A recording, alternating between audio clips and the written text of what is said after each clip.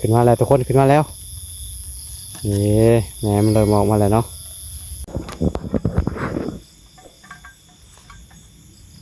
สบายดีทุกคนรอบนี้มาเอาต่อขุมหรือว่าต่อหลุมเนาะภาษาไทยเป็นว่าต่อหลุมบ้านเราเอิ้นต่อขุมเนาะนี่มันจะอยู่แบบนี้เนาะมันหูมันใหญ่พอดเนาะทุกคนเนาะเอาเลยเอากระตุกน้ำดื่มมากวบไปแล้วก็จงปองตัวนี้เนาะไว้ให้เวลาเอาแม่มันจะขวดแล้วมันจังจะง่ายเนาะ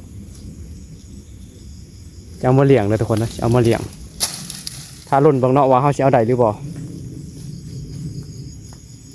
ตอนนี้กำลังทางที่เอาอยู่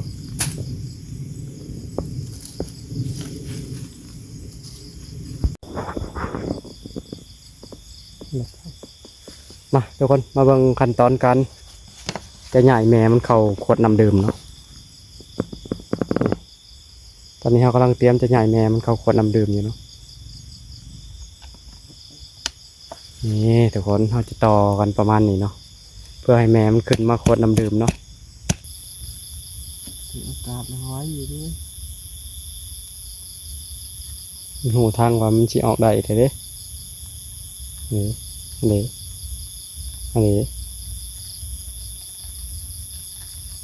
ขึ้นมาแล้วทุกคนขึ้นมาแล้วนี่แม่มันเริ่มออกมาแล้วเนาะนะ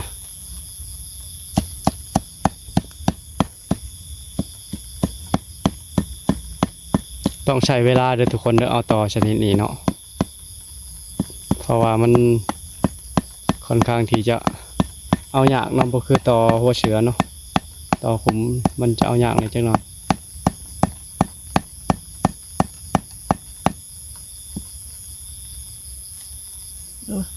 มันมีแต่หมดนั่น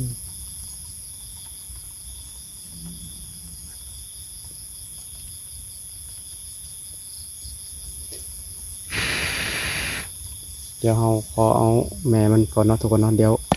จะนอนเฮาจีถ่ายเบิ่งต่อนี่ทุกคนแม่มันยังบ่ทันหลายเนาะแม่มันประมาณอยู่100โตเนาะแม่มันประมาณอยู่